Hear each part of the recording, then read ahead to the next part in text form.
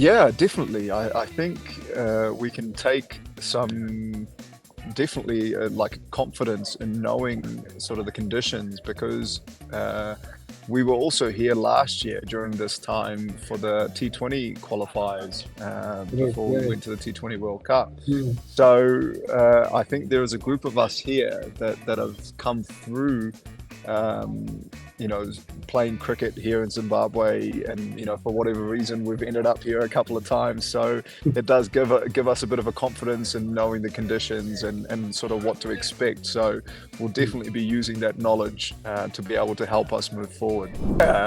Definitely. I think you know the management and the coach and the captain, obviously we've got our plans in terms of how well we balance the side, Hmm. and and what people are best positioned to execute some of these roles or some of the scenarios that we're looking into.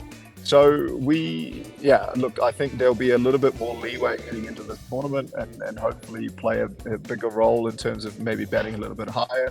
But at the Yeah. end of the day, we've got to be able to do a job no matter, where we go in the top six, top seven, where your job is to score runs. So, yeah, definitely has been discussed. Yeah, just looking forward to the challenge more than anything else. And, scoring runs that looks after itself rather than, having to, say I want to be here or there. But, yeah, no, looking forward to it. Definitely has been discussions about it.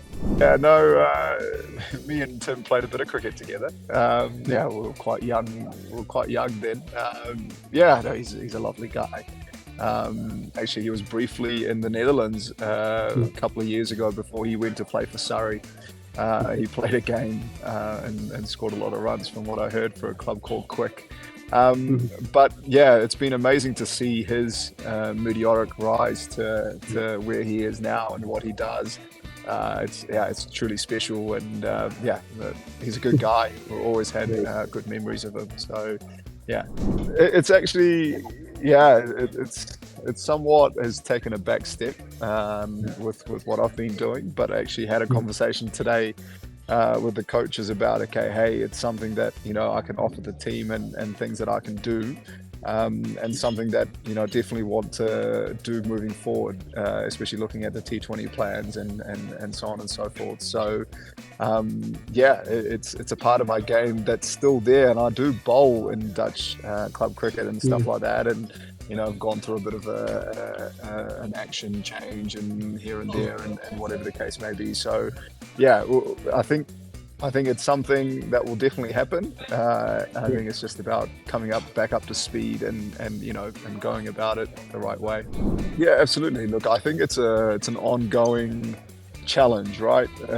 In terms of associate cricket or some of the funding that's available, and the restrictions that creates around contracting players or professionalizing the game at different levels, right? So, as you saw in the recent forecast and what's going to be coming out, India is getting about 231 million or something like Yeah. that. And obviously, you see the numbers across the board.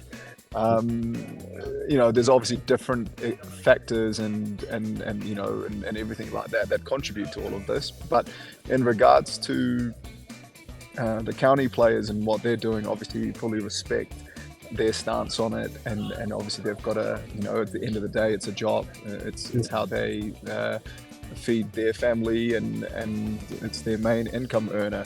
And they're contracted full time over there. So that is something that we try to bridge and we try to make the most of. And when those guys do come into the environment, we love having them there. But also when they're not there, it also gives us definitely a good opportunity to step up and step in as cricketers, and to show our worth, and what we're capable of, that people that play in the Netherlands, and that are working hard, and that want to put their best foot forward. So yeah, definitely, there is no doubt about it, like that. You are just as good. It's just a different opportunity to go out there and do what you need to do. But the two people come to mind, Yeah. definitely Tendulkar, and my passion was always batting, actually. I just bowled for fun. Um, but I can't really go past Kohli, if I'm really honest. Yeah. Just the way he's been so consistent for so long. I Yeah. think people forget, uh, Indian cricketers are held in such high esteem, and it is a lot of pressure, but the way he handles it, he's so fierce, and what he brings to the game and how he holds himself on and off the field. And I think it's just amazing some of the things that he's been able to do. I remember a knock. I think it was a tri-series between Australia, Sri Lanka, India.